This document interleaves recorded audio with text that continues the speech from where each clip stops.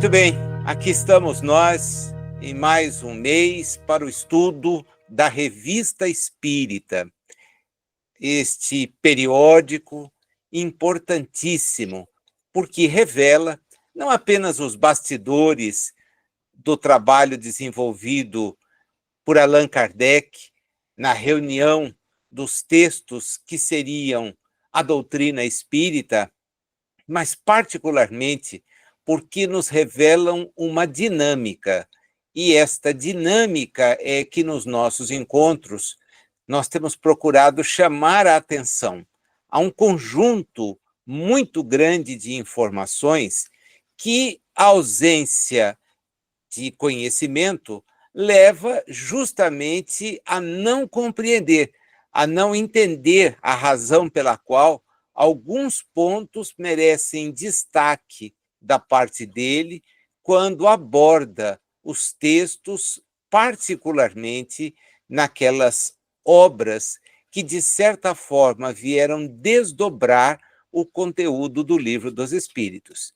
Há uma defesa feita pelo Cosme Massi, que anteriormente também, de certa forma, houvera sido feita por Herculano Pires, no sentido de que Evangelho, segundo o Espiritismo, o céu e o inferno, o livro dos médiuns e a Gênese se constituiriam tentativas de aprofundamento de alguns pontos do livro básico, que é o Livro dos Espíritos.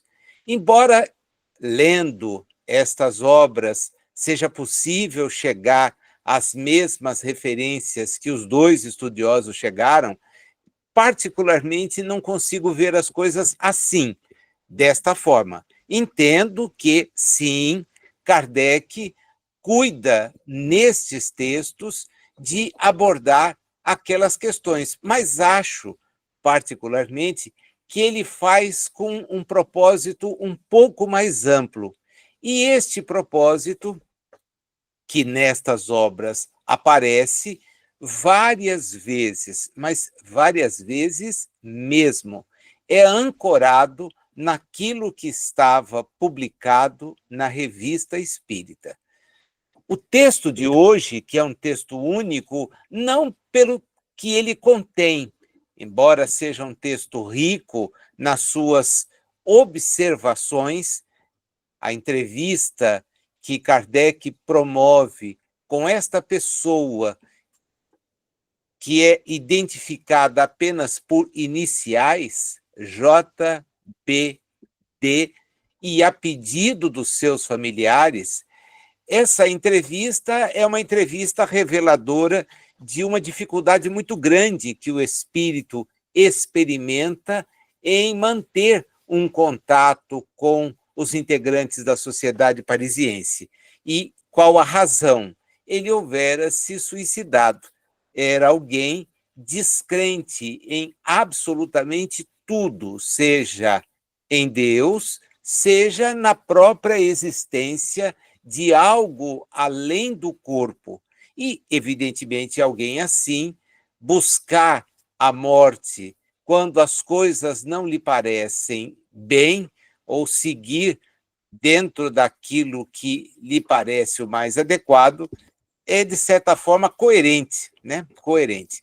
Então, nós vamos ver Kardec tratar esta questão em profundidade nas notas, mas, como sempre faço quando a gente estuda a revista, eu gostaria de estender um pouco mais a nossa conversa para, usando o texto como referência, como base, ir buscar em outras obras aquilo que é fundamental para essa compreensão. Eu disse que o Livro dos Espíritos é o livro base de toda a estrutura doutrinária. Então, a gente tem que necessariamente começar por ele. É aí que nós vamos encontrar o fundamento para muito do que os comentários de Allan Kardec estarão apresentando. É uma maneira que ele tem de referendar uma estrutura que os espíritos fizeram questão de deixar evidenciada era a estrutura daquilo que se buscava trazer para os espíritos que estão reencarnados, no ponto de vista e com o objetivo de revivenciar o que Jesus disse. É muito importante que nós cheguemos a essa conclusão a partir do momento em que nós temos a chance de conhecer as informações que os espíritos trouxeram e voltar aos textos que, de alguma forma, trazem passagens dos ensinos de Jesus e que, dentre outros, são os evangelhos previstos na relação, no cânone, que foi utilizado por Jerônimo para organizar a Vulgata Latina, o texto que se conhece como Bíblia e que depois vai ter uma divisão estrutural, etc. O fato é que aqueles textos que trazem referências sobre o que disse Jesus são textos, ora simplesmente narrativos, ora reveladores de algumas informações que são conflituosas e outras vezes são textos que trazem um ensino. É sobre este ensino que Kardec diz seria permissivo a qualquer visão de natureza moral se encontrar, se abrigar, porque são textos muito claros. É sobre esse ensino que o Espiritismo vai, então, se estruturar e vai buscar, naquelas informações, a confirmação da sua ideia principal, que é a ideia de que somos todos espíritos num caminho de natureza evolutiva. Espíritos num caminho de natureza evolutiva.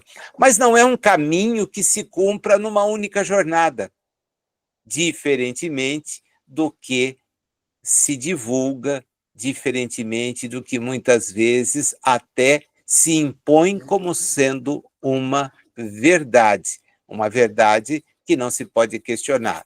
Não é assim, não é mesmo. Então, nesta jornada que temos pela frente, o mais importante é nos conscientizarmos de que ela não é finita na existência, como não começou na presente existência. É óbvio que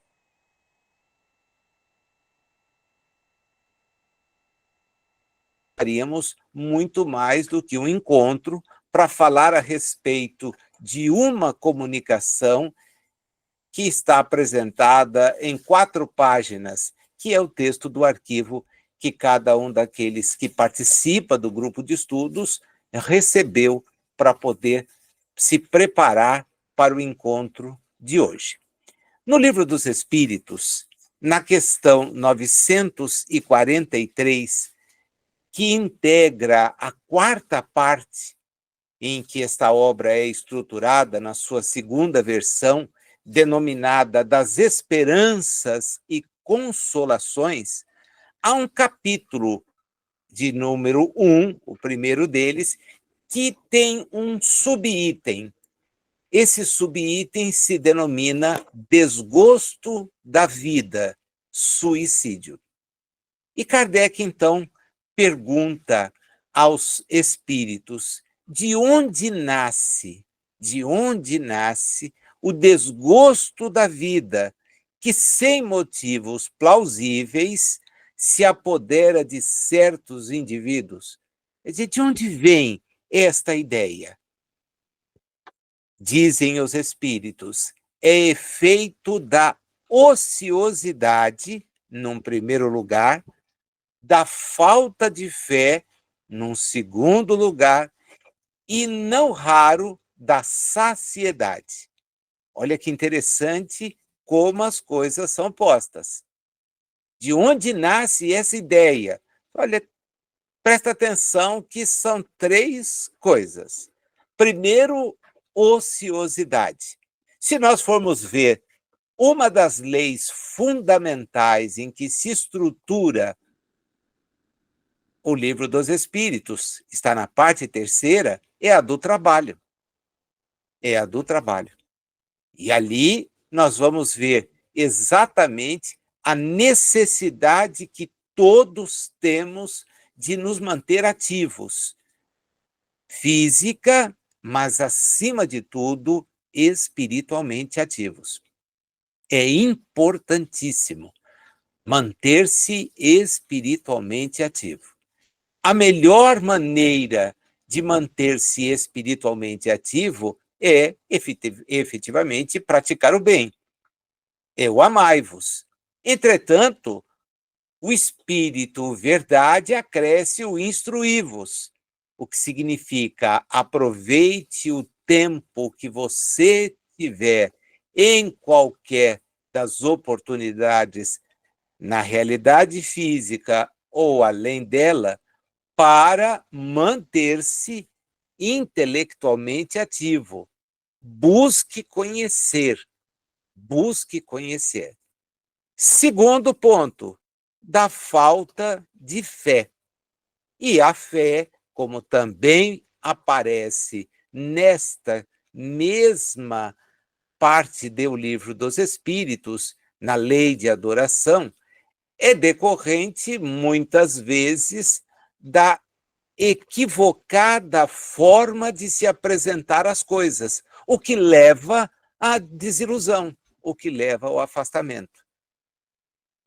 Se, em determinado momento da vida do mundo,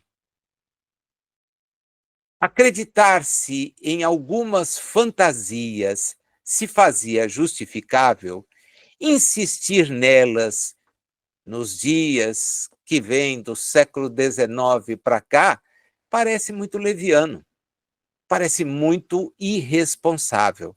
Então, acreditar num reino dos céus de papelão, em situações desta ou daquela natureza, em condições para ser levado à presença de Deus, porque foi alguém de forma exemplar, as coisas não funcionam assim. É preciso ser racional, é preciso entender que tudo tem um encadeamento e não se chega ao topo de nenhuma condição sem ter percorrido todas as etapas daquela jornada que leva até ali. Apresentar as coisas dessa maneira soa para aqueles que refletem, muitas vezes, então, um sinal de se afastar. E junto com a água do banho, que se faz desnecessária, costuma-se jogar a criança. E aí você perde tudo. Deus é muito mais do que as definições apresentadas por esta ou aquela visão de natureza religiosa. Quando se aproxima desta questão e ele resolve trabalhá-la mais do que em uma oportunidade, Allan Kardec tem sempre o cuidado de registrar: hoje nos é possível ter informações dessa natureza. Porém, apenas evoluindo, conseguiremos ter uma ideia mais aperfeiçoada do que venha a ser a divindade, a causa primária de todas as coisas, a inteligência suprema. Não nos é possível, falta-nos o sentido da compreensão, isto é, da evolução, para entender algo que efetivamente fica para nós muito, mas muito complicado. É aí que Jesus usa, então, o Pai e resolve a situação. Não dá para falar mais. Entenda, é o Criador de tudo, é o Pai, ponto final. Isto é extremamente inovador. Então, a falta de fé decorre muitas vezes de não acreditar em certas invencionices, né, em certas questões que aparecem para as pessoas como dogmas. Olha, é desse jeito. Se você não acreditar assim, você está irremediavelmente condenado. Mas condenado ao quê? E aí vem toda uma série de outras colocações que também reforçam justamente esse distanciamento. Porque a pessoa raciocina e diz: bom, isso não pode ser verídico, isso não tem como ser verídico. O resultado, bem, o resultado pode levar, então, a esse desgosto da vida. A pessoa não se ativa, ela perde esperança porque não tem informações adequadas, mas há uma terceira coisa que aparece na questão, que é a saciedade. Aqui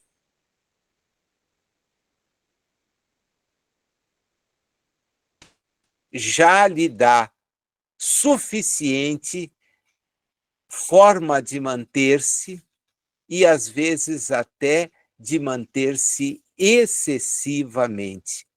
E os espíritos também, quando abordaram a questão na parte terceira, nos deixaram muito claro que o uso certamente faz parte das leis divinas, o abuso não.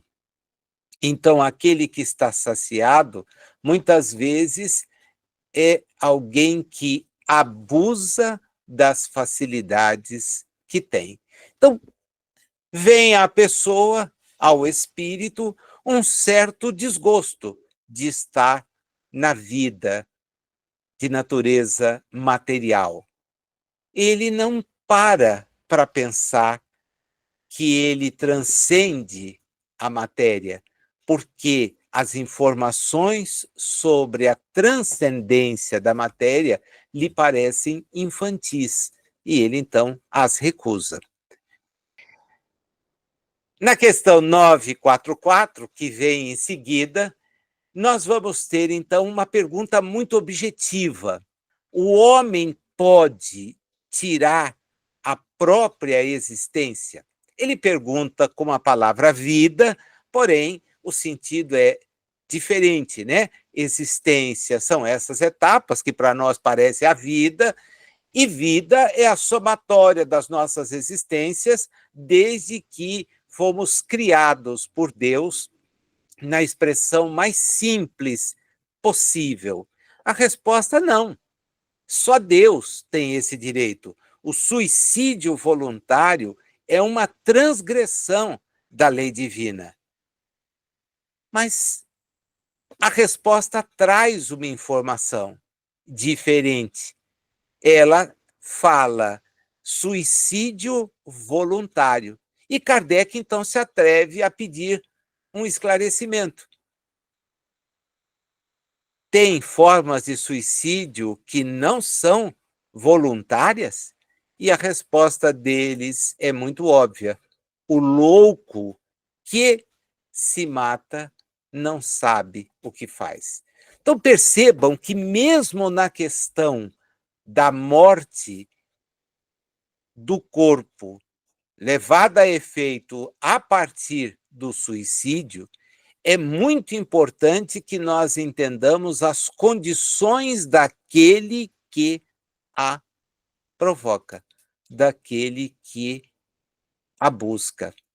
Porque ele pode estar com o juízo íntegro, sem nenhum tipo de perturbação de natureza espiritual, porém pode estar sob assédio de natureza espiritual, proveniente de alguém com quem ele detém animosidade, e pode estar desequilibrado em razão da sua própria condição. Percebam o quanto isto interfere na hora de promover o julgamento.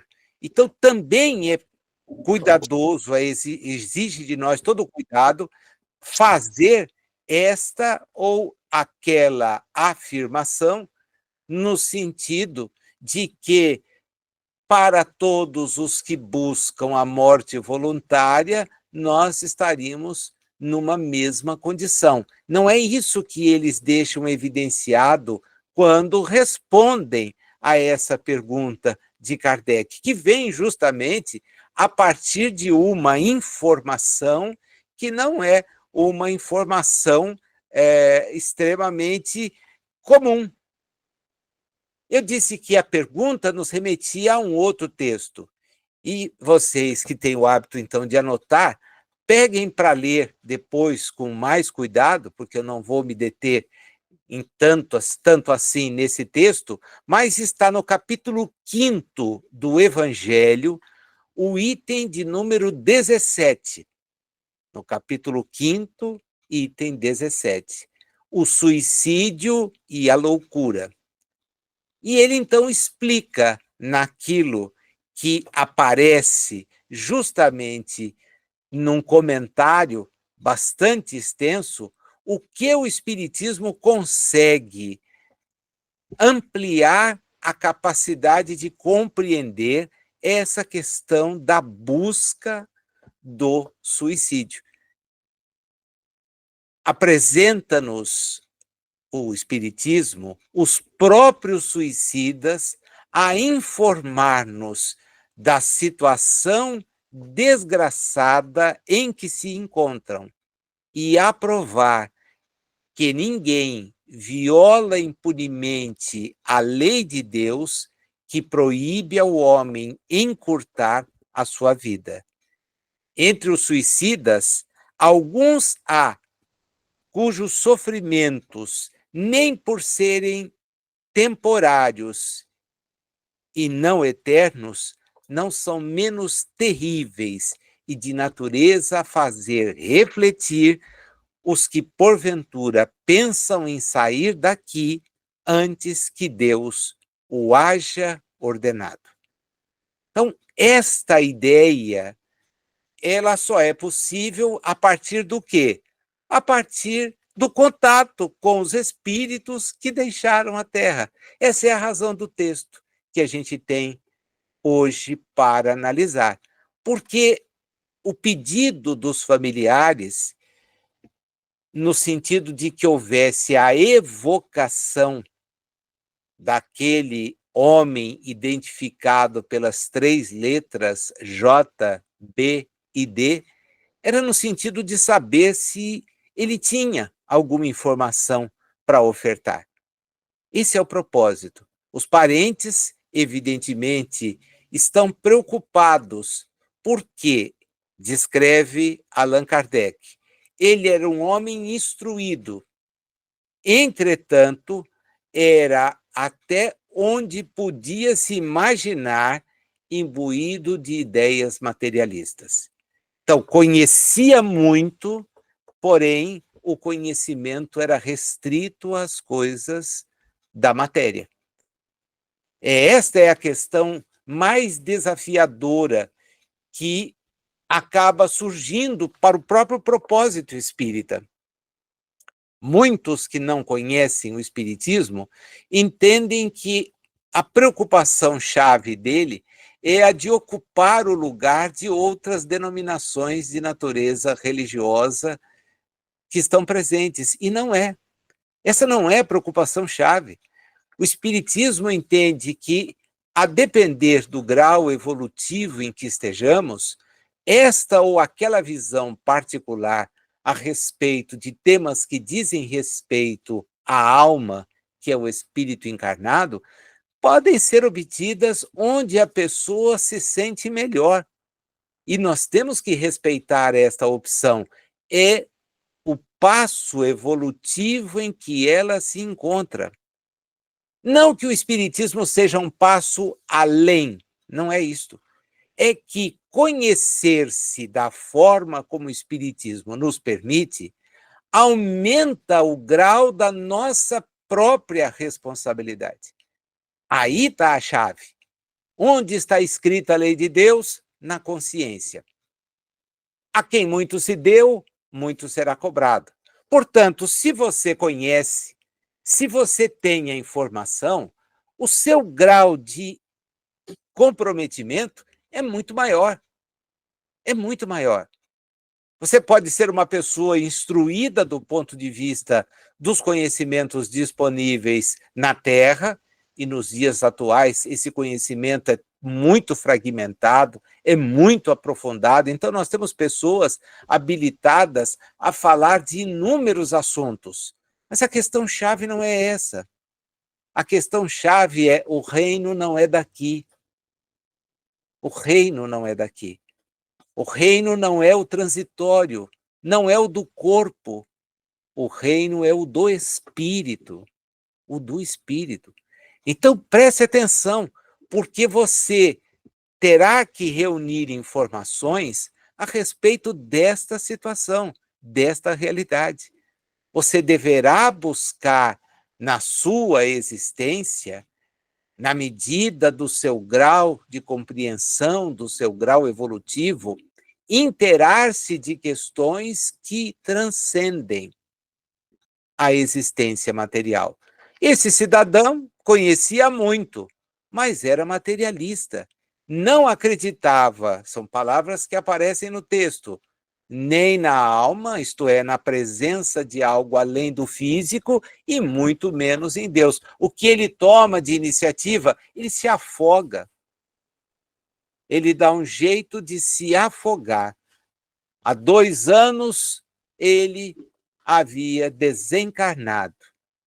Kardec, então, delibera invocá-lo, evocá-lo, quer ver se ele tem condições de trazer alguma informação sobre o seu atual estado. E descobre que está diante de alguém que, embora vá responder com muita dificuldade às perguntas que são apresentadas, ele vai demonstrar que está despertando para o conhecimento a respeito do qual não havia prestado atenção enquanto estava encarnado. Esse mesmo texto vai ser reproduzido no livro Céu e Inferno, tá? Então, é muito comum que quando a gente fale dele, as pessoas se lembrem, principalmente quem já teve a chance de ler o livro O Céu e Inferno. É com algumas modificações, porque o propósito lá em O Céu e Inferno tem uma característica diferente, são pequenas, mas estão presentes. Kardec vai trabalhar esse texto lá. Ele aparece aqui para nós na revista de 1861. O Céu e Inferno é um livro de 1865 e que procura demonstrar a justiça divina. A justiça divina, quebrando as ideias teológicas de céu, de inferno. Quebrando tais ideias, dizendo que elas são presentes não apenas na visão dominante do Ocidente, mas também em culturas pretéritas, presentes em culturas que não as decorrentes da, da civilização dita europeia, mas é claro dizer, olha, são concepções que o homem vai desenvolvendo. Agora, na medida em que nós temos um espírito que já viveu na Terra à nossa disposição, vamos ouvi-lo, para que ele nos conte aquilo que efetivamente está acontecendo. E é o que acontece, né? Ele diz, olha, quando se apresenta, eu sou um condenado. Olha como ele se vê, um condenado. Mas condenado a quê? Né? É a primeira coisa que nos ocorre. Por que você se sente condenado? E ele, na segunda pergunta, diz, porque eu vivo de uma forma penosa. E o seu chamado para mim é muito penoso. É difícil para mim atender ao seu chamado. Você buscou a morte? E ele disse sim. A resposta é só essa. E Kardec anota, ele escrevia com tanta dificuldade, uma letra grande, irregular, quase ilegível. E Kardec termina esse primeiro, essa aproximação, dizendo para ele: nós vamos pedir por você a Deus. Ao que o Espírito, então, coloca um primeiro ponto que vai de encontro àquela questão do Livro dos Espíritos. Sou forçado a crer em Deus. Sou forçado a crer em Deus. Ele era descrente. Qual das situações leva a pessoa a buscar por término a existência? Olha, a ociosidade, a falta de fé e, às vezes, a saciedade. A gente já pegou aqui presente uma das condições. E ele retorna dizendo: olha, eu sou forçado. Esse sentido do forçado vai ficar melhor esclarecido. Por que é que você buscou o suicídio? O que te levou a fazer isso? Ele diz: olha, eu tédio de uma vida sem esperança. Tédio de uma vida sem esperança. Tédio de uma vida sem esperança. Eu vou seguir no interrogatório dele, porque acho que depois fica melhor voltar e pegar os comentários, tá? Os comentários é que valem o texto. A entrevista é triste demais para que a gente possa dela extrair alguma coisa. Percebe-se alguém sofrendo, tentando entender o que não tinha durante a existência buscado entender. Kardec pergunta para ele: você quis escapar das dificuldades da vida? Conseguiu alguma coisa? Você é mais feliz agora? Por quê? Responde o espírito: o nada não existe. Eu pus término à minha existência porque imaginava o nada. Agora o nada não existe. Kardec, então, resolve caminhar por uma outra trilha, né? Você pode descrever, por favor, qual é a sua situação? Nós temos um pedido da sua família. Até agora a gente ainda não conseguiu saber muito. Ele diz: olha, eu sofro por ser obrigado a aceitar tudo o que eu negava. Minha alma está como num braseiro, horrivelmente atormentada. Vamos entender que isso não tem nada a ver com a ideia de arder no fogo do inferno. Ele sofre porque o que ele imaginava ser a verdade não é. Que bastaria, depois de ter cansado da existência, ter se afogado e estava tudo resolvido, estava tudo acabado. Ele seria uma lembrança no pensamento dos que com ele conviveram, eventualmente na importância de o que tivera feito, e mais nada. Eu era apenas aquilo. Não. Tudo o que você, com a sua arrogância, com a sua petulância, imaginou ser a verdade, não é. E você está confrontado com isso. Então, eu sou obrigado a crer em Deus. Você é obrigado por quê? Ninguém está te impondo absolutamente nada.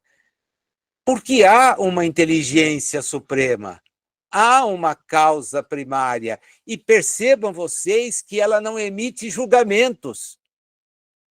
Ele sofre por estar despertando.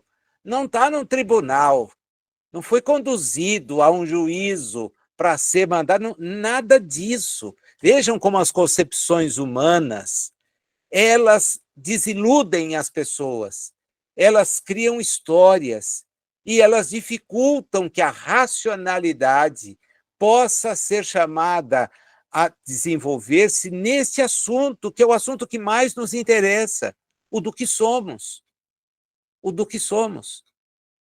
A nossa posição numa existência não tem relevância alguma, exceto se dela nos valermos para praticar o bem. Porque, do contrário, não terá peso algum, só contra nós. A jornada evolutiva é dos que sabem amar, dos que vão conhecendo. Não é daqueles que viveram da exploração do transitório. O transitório desaparece, está aqui. Para alguém que achava que estava tudo finito, vem a carga terrível de descobrir e, por isso, abrasar-se, por isso, o incomodar-se, porque era a contestação real em si de tudo o que ele imaginava ser verídico. Mas o depoimento dele também derruba veracidades outras. Né? Ninguém o vê sendo chamado a um tribunal, ele está ali, numa mesa, contando com o apoio de um médium, de elementos que estão a oferecer suporte vibracional, respondendo a questões para ver se é possível estender-lhe algum tipo de ajuda. Kardec, então, pergunta a ele de onde vieram aquelas ideias materialistas. De onde você adquiriu a informação sobre esta falsa concepção? E, se vocês observaram no texto, começam as respostas a ficar um pouco maiores. O espírito vai recebendo influxos de amparo e vai conseguindo dar respostas que agora já preenchem 2 linhas.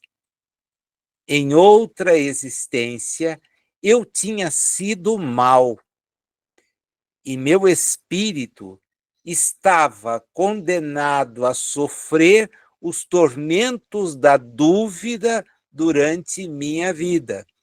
Assim, matei-me. Durante uma outra existência, olha outro princípio espírita, havido como sendo uma criação, e que não é espírita. Se me dissessem que é uma criação para lá de antiga, eu faria coro. Mas quando ouço de desinformados que o espiritismo que criou a reencarnação, eu só não parto para discórdia porque é perder tempo. O que o espiritismo nos dá é a capacidade de entender com lógica a reencarnação. Sem fantasias de que a gente vai poder voltar no corpo de um animal. Essa é uma fantasia. O espírito não retrograda, então não será princípio inteligente. Ele é espírito. Mudou a coisa. Que a reencarnação é fruto do desprendimento de uma porção. Vejam, começam a ser concepções que, embora reencarnacionistas, não têm a logicidade que os espíritos nos ensinam a compreender. Nos ensinam a compreender. Há uma logicidade. E a reencarnação não é de hoje. Não foi do século XIX. Ela é uma lei. Então, está presente em povos para lá de antigos. São ideias que são decorrentes da própria condição espiritual, seja ela de alguém que está num ponto em que a vida na Terra está mais avançada, seja em outro ponto em que ela não tinha tantos avanços materiais, porém a situação é sempre a mesma. É o espírito que ali está. Kardec, então, diz para ele: quando você se afogou, o que você pensou que ia te acontecer? Você refletiu? E se refletiu, refletiu sobre o quê? Eu não refleti sobre nada, né? Eu não pensei em nada, né? Para mim era o nada. Eu estava me matando e acabou aquela vida que para mim não tinha mais sentido, não tinha esperança. Foi isso que eu fiz. Depois é que eu fui perceber que não tinha o que fazer. Eu iria continuar sofrendo. E agora, sofrer de forma diferente. De forma diferente. Porque o sofrimento físico, meus amigos, é parte de viver num mundo de expiações e provas, um mundo em que espíritos são violentos, em que espíritos veem as coisas de maneira muito equivocada, em que o egoísmo predomina, em que o orgulho impera. Então é um mundo violento. Nós estamos, muitas vezes, cruzando avenidas e somos surpreendidos por disparos de armas de fogo, em conflitos dos quais não temos a menor participação. Somos atingidos e desencarnamos. Puxa, estava destinado para ele. Não. Deus nos destina para o bem. Porém, para chegarmos lá, é fruto do nosso esforço. E como não temos esforço suficiente para habitar um mundo feliz, nós ficamos nas expiações e provas. E nas expiações e provas, as contingências são extremamente adversas. Faz parte. Mas também isso os espíritos nos mostraram na lei de destruição. Olha como há um equacionamento, uma racionalidade em demonstrar as coisas de maneira a saciar. Então, eu tenho que me precaver? Tenho, mas muitas vezes não vou conseguir. Porque a violência impetrada pelo outro é uma característica de um mundo onde a ausência do conhecimento predomina. E, para nós, espíritas, a ausência do conhecimento representa o mal. Porque quem conhece trata de praticar o melhor possível, aí é o bem. Então, é essa questão chave. É esta questão chave para a gente perceber. Para ele, como não havia nada, está tudo certo, mas depois vem o choque. Isso não sai, isso não se afasta. Kardec então pergunta para ele: você então está convencido da existência de Deus, da alma e de algo além da existência material? Nossa, isso me atormenta demais. É dizer, o convencimento não é da maneira mais adequada, aquele que nós podemos obter. E aproveitar esse conhecimento para ter uma existência melhor. É o choque de descobrir-se assim. Era o nada? Não, você é uma individualidade. Puxa, mas eu sou... Não há nada, lugar algum. Você vai ficar pensando naquilo que fez, porque é isso a consciência. Refletir sobre o que se fez,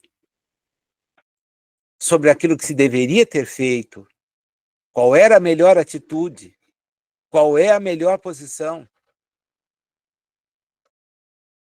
Kardec resolve mudar um pouco, porque sente que chegou no momento em que insistir nesse tipo de situação não levaria a mais nada, em decorrência da própria situação pessoal do espírito. Ele detém informações, só não refletiu sobre o que interessava. E agora, diante do que interessava, a sua situação é de sofrimento. Ele sente-se completamente oprimido por ter topado com tudo aquilo que julgava não fosse existir. Não fosse existir. Ele então envereda. Você já viu a sua mulher, o seu irmão? Não, não. E por quê?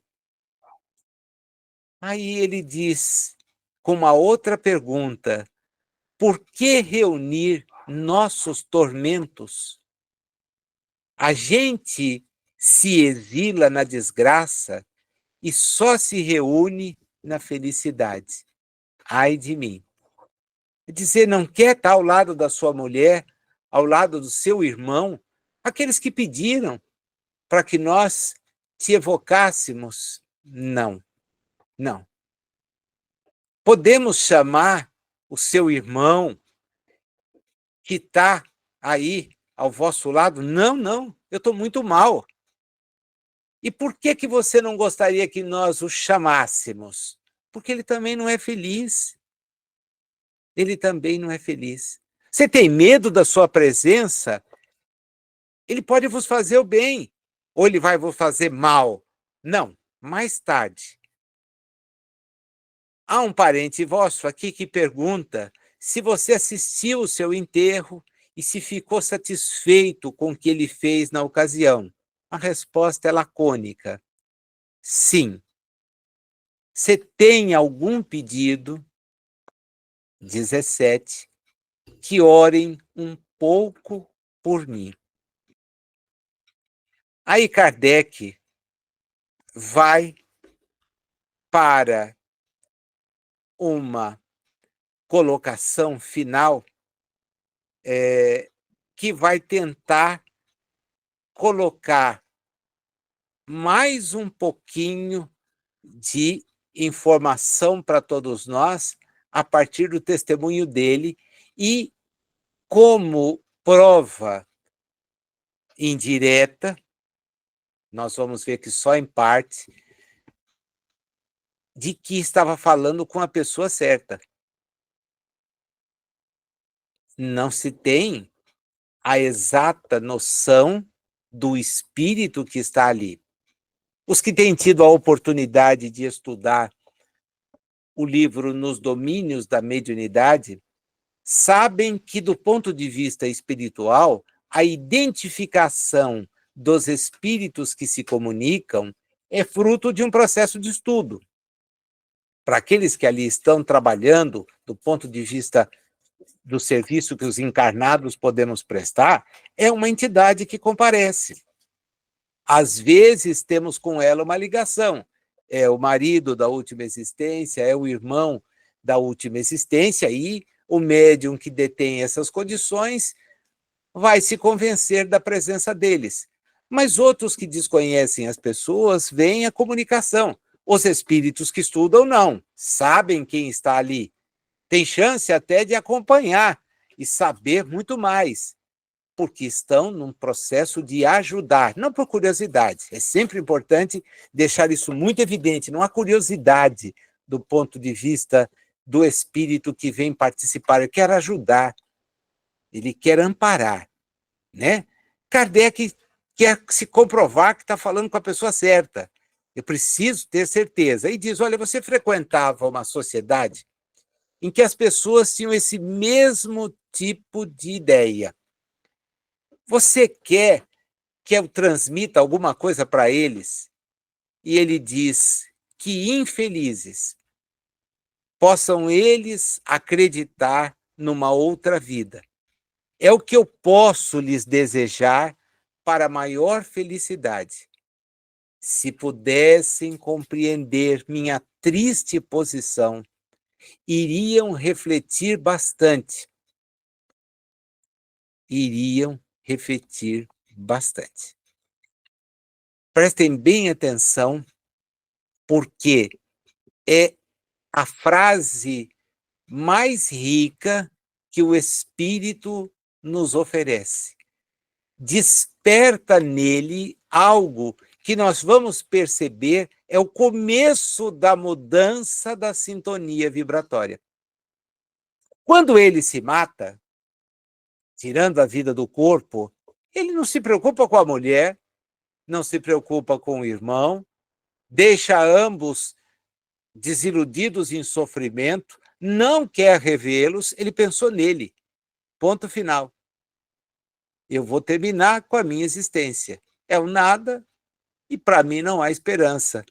Vou terminar com a minha existência. Agora, ele pela primeira vez tem a chance de interessar-se pelo outro. Que recado eu podia dar para quem convivia com você? Para que eles mudem de posição. Se você puder fazer chegar a eles uma notícia minha, faça chegar essa, de que eles estão equivocados como eu estava. Não é nada daquilo que a gente imaginava. Olha como começa a transformação do espírito. É por isso que esse tempo de sofrimento, de expiação, de reflexão, tende a nos conduzir amparados ou sozinhos a despertar para os reais valores da vida. Ele se ocupa agora com o próximo.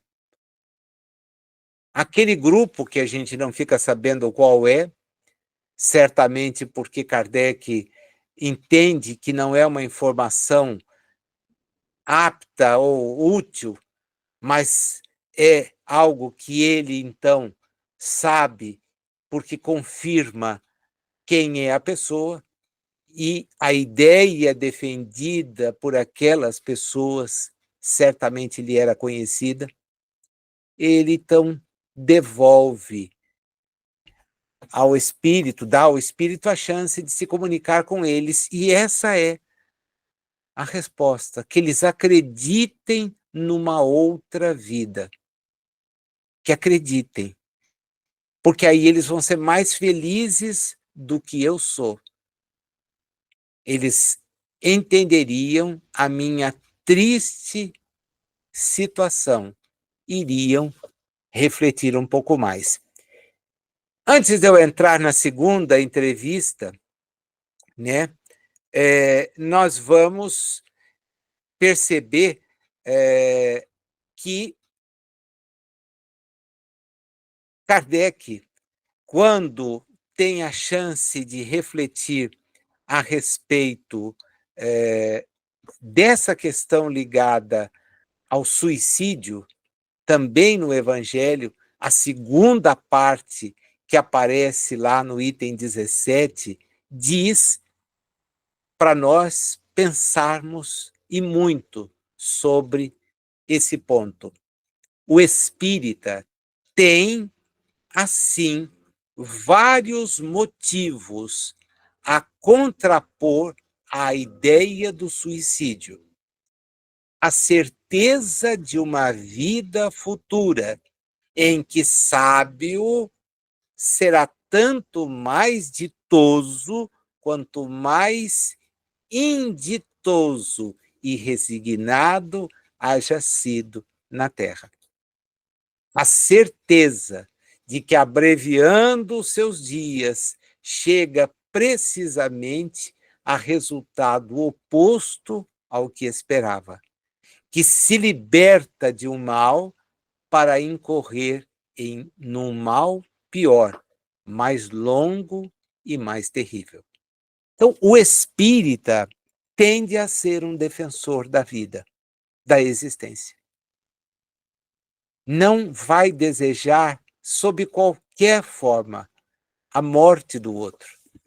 Não vai jamais buscar ele próprio o suicídio, porque sabe que a vida prossegue.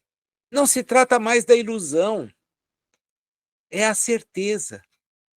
O depoimento dos nossos próximos, se a eles tivermos acesso, o depoimento prestado por outros espíritos cuja identificação se fez profundamente demonstrada, nos traz essa convicção, a certeza de que a existência é uma etapa das múltiplas que nós já tivemos.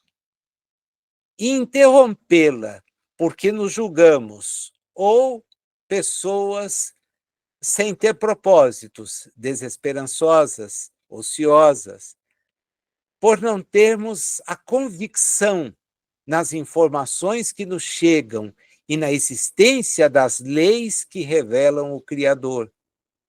ou por sermos criaturas que dispõem de recursos que também nos fazem experimentar a saciedade, jamais, jamais pode nos visitar o pensamento.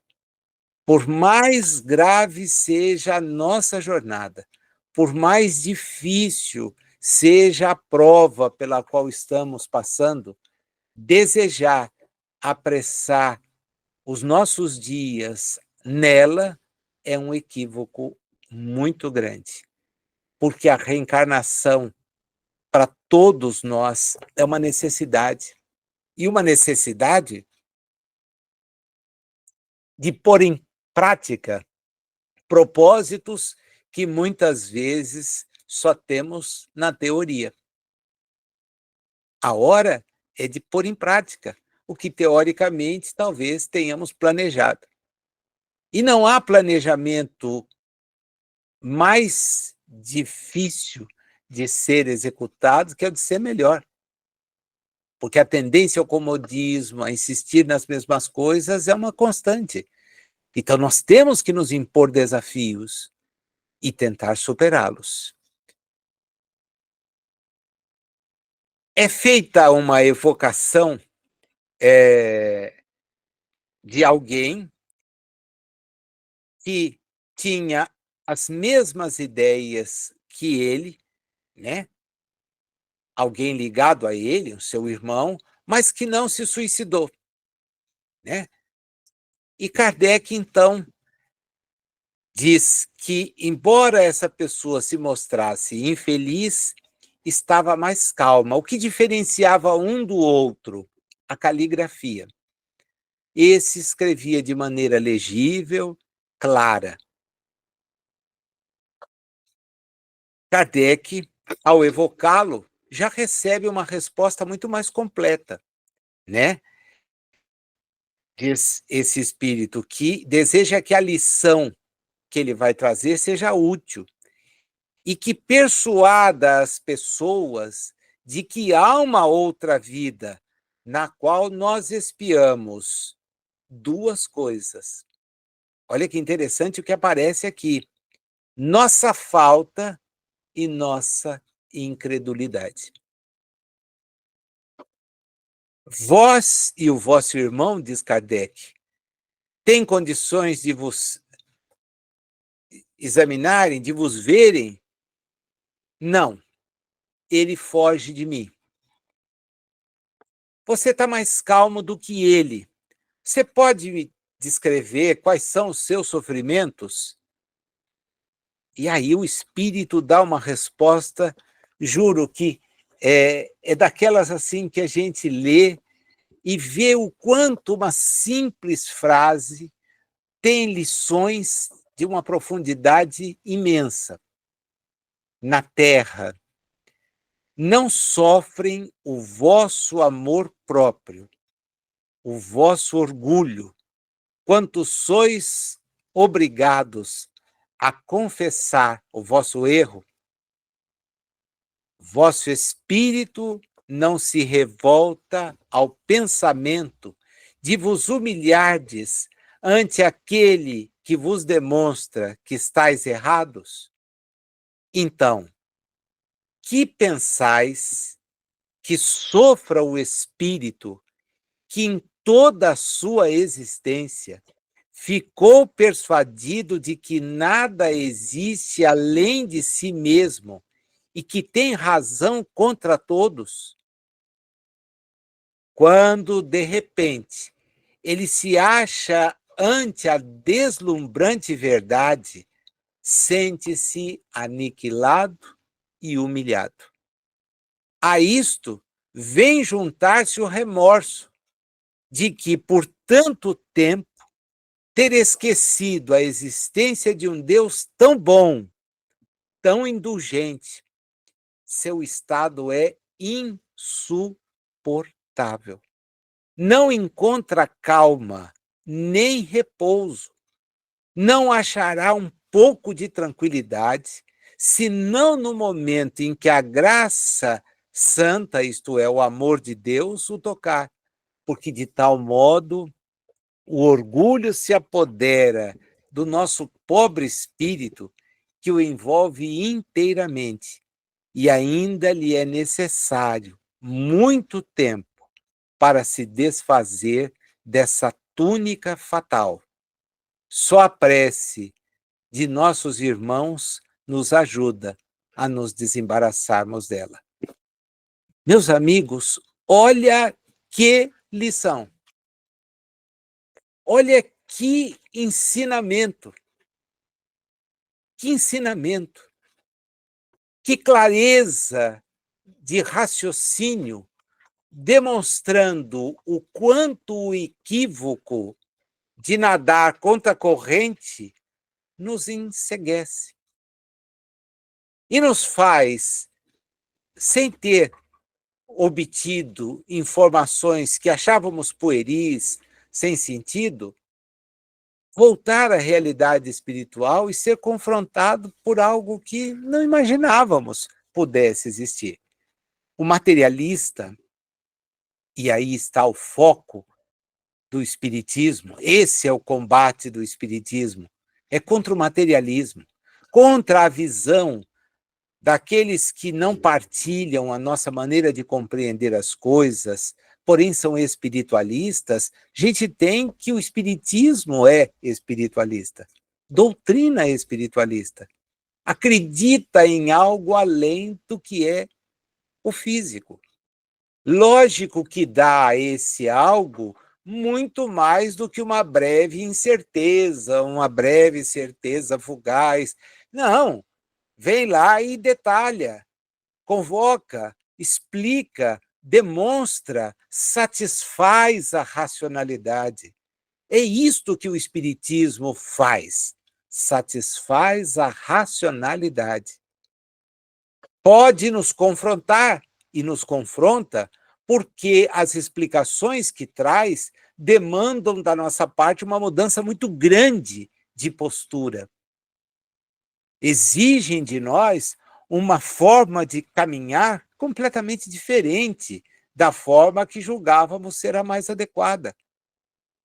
O nosso exercício de compreensão ganha contornos e dificuldades imensas, porque já não se trata mais de achar que as coisas são de uma maneira fantasiosa, mas de enfrentar a realidade.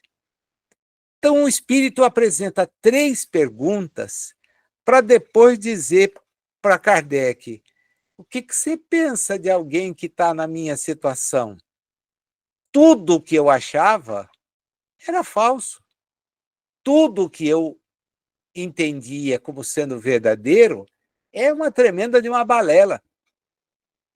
A vida futura, o reino que não é daqui e que Jesus demonstrou, voltando para comprovar àqueles seus seguidores de que a vida é mais ampla do que a existência, isto é o desafio. Aqueles homens ficaram destemidos. O que lhes tirariam? A existência. Seriam mortos. Tá, tudo bem.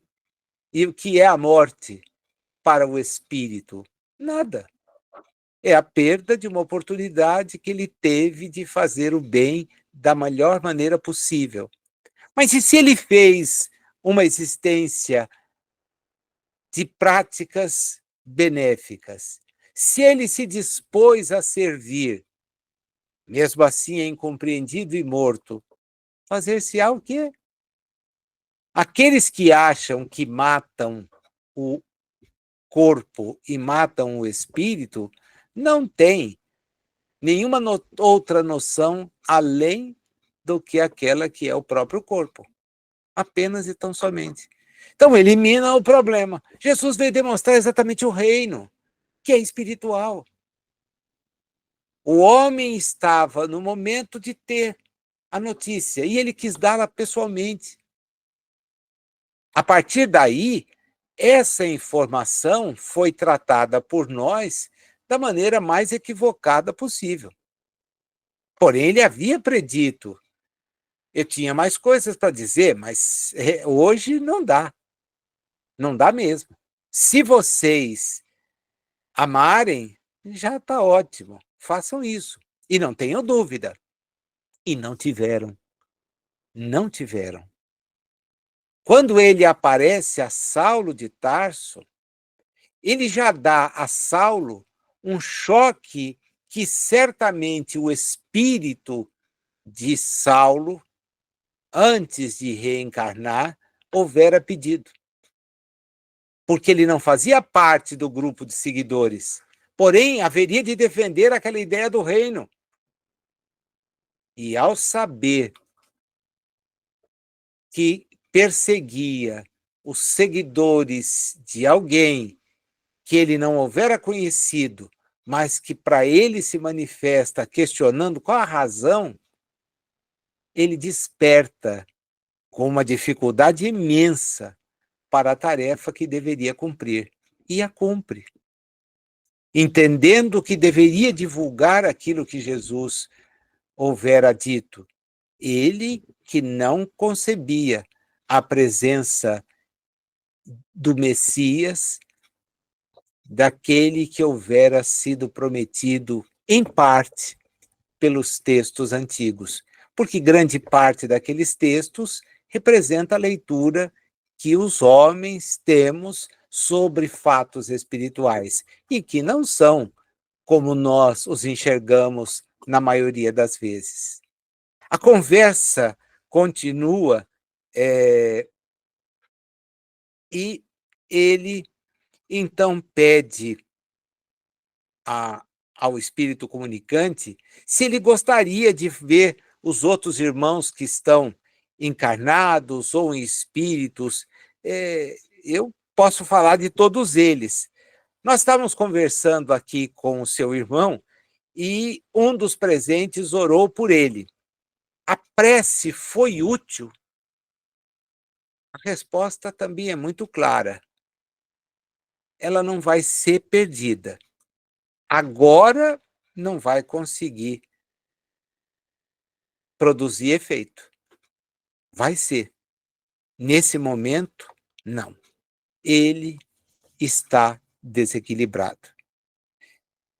Eu não chamei a atenção, porque o título não chamava, né? E por que razão? Porque, na verdade, nós temos dois ateus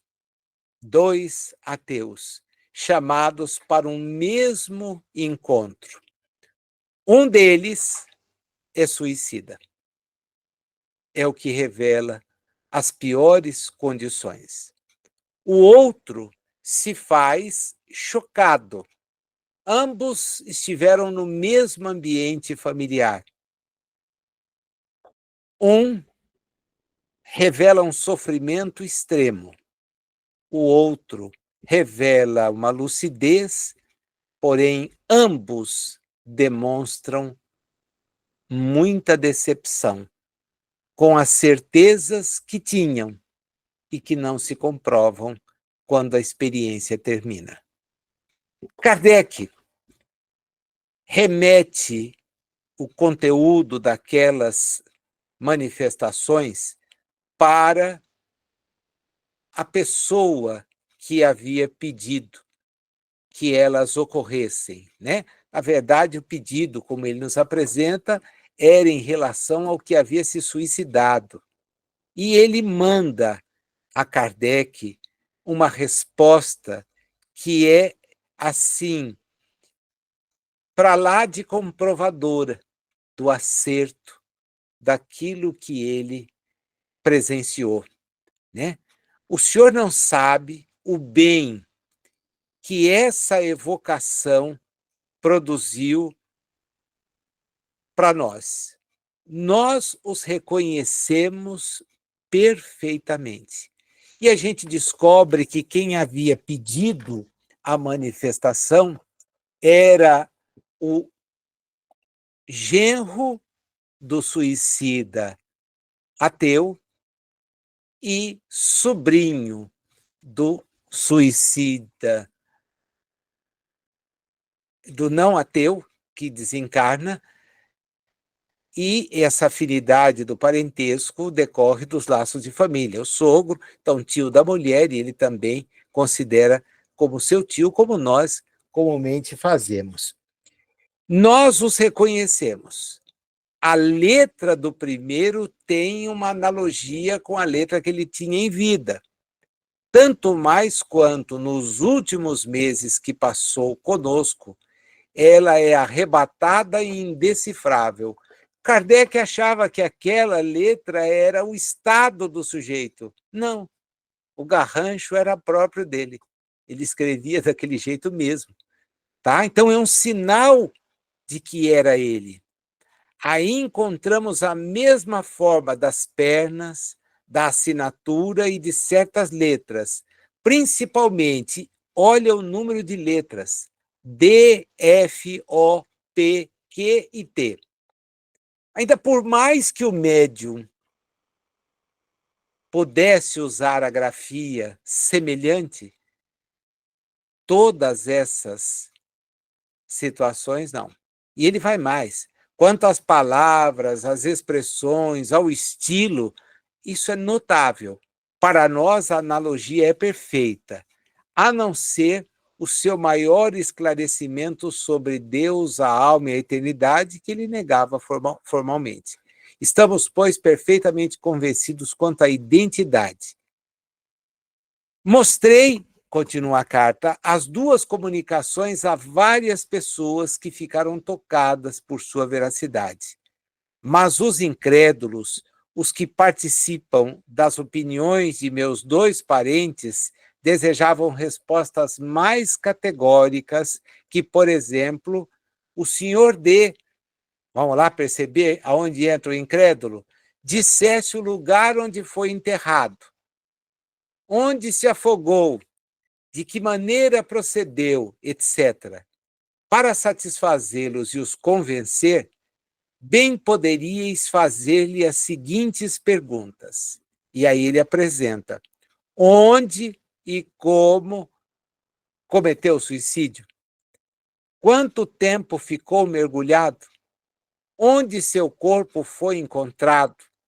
Em que lugar foi enterrado? De que maneira, civil ou religiosa, se procedeu ao seu enterro, etc.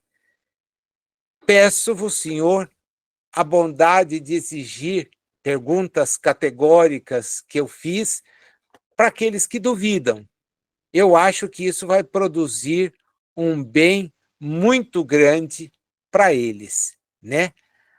Aí, Kardec resolveu dar um chega para lá nas considerações, né? E para que a gente entenda essa sua resposta, é importante também conhecer um texto que está nas obras que nós julgamos fundamentais, né, para que a gente possa entender o conjunto espírita, que é o Livro dos Médiuns. Lá no Livro dos Médiuns, para aqueles que anotam aí, vai a referência para depois ler com cuidado e com tempo, porque eu quero voltar lá, que é o mais importante.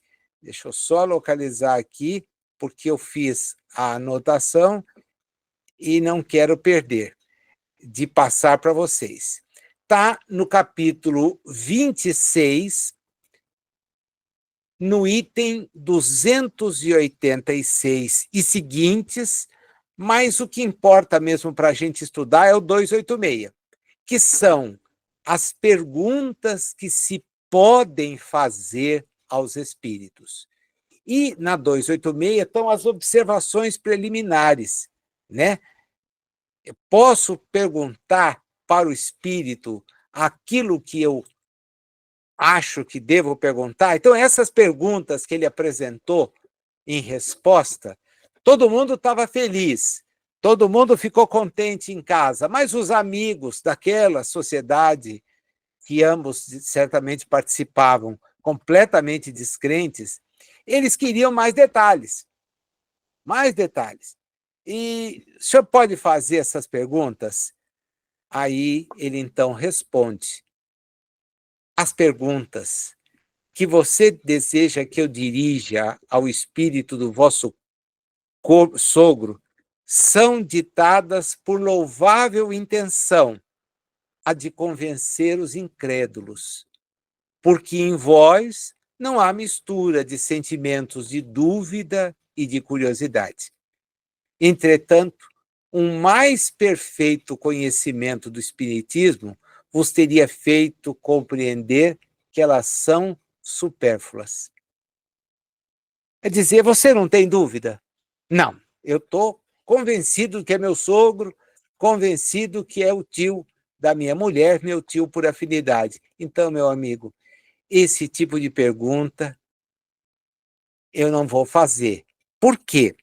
Para começar, se eu pedir ao vosso sogro para dar respostas categóricas, certamente ignorais que não governamos os espíritos à vontade. Eles respondem quando querem e como querem, e muitas vezes como podem. Vamos guardar essas 3 colocações? Quando querem, como querem e o mais importante, como podem. Como podem. Sua liberdade de ação é ainda maior do que quando vivos, encarnados, e tem mais meios de subtrair-se à pressão moral que tentássemos exercer sobre eles. As melhores provas de identidade são dadas espontaneamente, de acordo com a própria vontade, ou que brotam das circunstâncias, e, na maioria dos casos, é perder tempo querer provocá-las. Vosso parente provou sua identidade de modo irrecusável, segundo vossa opinião. É, pois, mais que provável que recuse responder a perguntas que, de pleno direito, ele considera supérfluas e feitas com o objetivo de satisfazer a uma curiosidade. E de pessoas que, vamos ser sinceros, lhe são indiferentes. Poderia ele responder como frequentemente fizeram outros espíritos em casos semelhantes com a seguinte pergunta, e ele então reproduz: qual interesse em perguntar-me coisas que sabeis? Acrescentarei ainda que o estado de perturbação e de sofrimento em que se encontra deve tornar-lhe mais penosas as pesquisas desse gênero, exatamente como se quisesse obrigar a um doente que apenas pode pensar e falar a contar-nos detalhes da sua vida. Seria certamente uma falta de consideração à posição que ele está. Agora, quanto ao resultado que você acha que vai ter, que nós vamos, com as respostas, convencê-los, eu venho te dizer que esse resultado seria nulo. Nulo, tá? Por quê? Porque as pessoas e os 2 depoentes nas mensagens foram categóricos. As pessoas insistem que as suas ideias são verídicas e não se dispõem nem ao menos a refletir sobre ideias que contrariam aquilo que elas pensam ser a verdade. Então, se elas pensam assim, o que nós vamos conseguir mudar? O que vai ser alterado? O que vai ser modificado? Logo no começo do Livro dos Médiuns, quando Kardec faz aquelas 4 colocações introdutórias, os 4 primeiros capítulos, em que ele vai nos demonstrar o que vem depois, mas exigindo esse exame prévio, há uma passagem em que ele chama a nossa atenção de que a última preocupação que devemos ter enquanto espíritas, por mais ativos e conhecedores sejamos, é o de tentar demover, perder nosso tempo com aqueles que não estão nem um pouco interessados em ser convencidos por aquilo que nós já sabemos. Nem um pouco. Então, os materialistas, infelizmente, não estão interessados em saber do espírito. O que os leva a ter esse tipo de convicção, o que os faz imaginar que a existência é apenas a material e que mesmo a material, ao encerrar-se, não acrescentará nada em termos do que nós sabemos acrescenta, é algo com que não devemos nos preocupar, nem nos ocupar. É o último tipo de esforço que nós precisamos fazer. E era justamente aquele que pedia fosse feito para o espírito que se comunicava. Queremos detalhes, detalhes, detalhes de alguém que sofre. Isso é espezinhar o sofrimento. Vai convencer aqueles que receberem as informações? A resposta é um sonoro não. Vai fazer é com que se perca o tempo. E o tempo é tão precioso para que nós o desperdicemos em curiosidades que são vãs. Aquelas pessoas, e se a gente pegar a informação, exceto quanto ao tempo que ele ficou mergulhado até a morte, mas certamente foi um tempo necessário a lhe faltar capacidade de respirar, e por isso ele entrou no processo que veio a desencarnação, tudo mais é sem sentido. Ele se atirou num rio, foi encontrado mais adiante o seu corpo, tinha buscado suicídio, e aquelas pessoas souberam onde ele foi enterrado, souberam a razão da sua causa-morte, sem que houvesse necessidade de lhe perturbar com esse tipo de coisa. Dentre as questões que se podem fazer aos espíritos, nós devemos sempre nos ocupar daquelas que nos podem trazer informações e lucidez. Jamais aquelas que possam inspirar a curiosidade. Por quê? Porque, para satisfazer a nossa curiosidade, Jesus esteve aqui e o Espírito Verdade coordenou o conjunto de respostas que se constitui o Livro dos Espíritos. Ali, nós conseguimos satisfazer a toda sorte de curiosidade. Há outros livros, sim, muitos outros. Não preciso aqui nem me reportar a eles. Vou ficar só com o Livro dos Espíritos. Mas há outros tantos, mesmo, importantes, mais antigos, recentíssimos, que trazem informações espirituais. Porém, elas nunca são veiculadas no sentido da curiosidade pessoal. Elas falam de questões que nos interessam sem particularismo. São muito mais amplas. Esse é o propósito, esclarecer. Cada espírito terá que desenvolver a sua própria evolução. E quanto antes se dispuser a compreender questões como aquelas que o Livro dos Espíritos nos traz, que a Revista Espírita nos trouxe hoje, tanto melhor para cada um de nós. Espero que o encontro tenha sido útil, que você encontre material para refletir, se já não fez, preparando essa nossa conversa de agora, e que pegue parte das referências, se não todas, para continuar a sua reflexão, porque nós temos nas respostas, principalmente lá do Livro dos Espíritos, uma sequência imensa de informações. Eu me restringi a 943 e a 944 porque eram o propósito daquilo que estava no nosso estudo de hoje.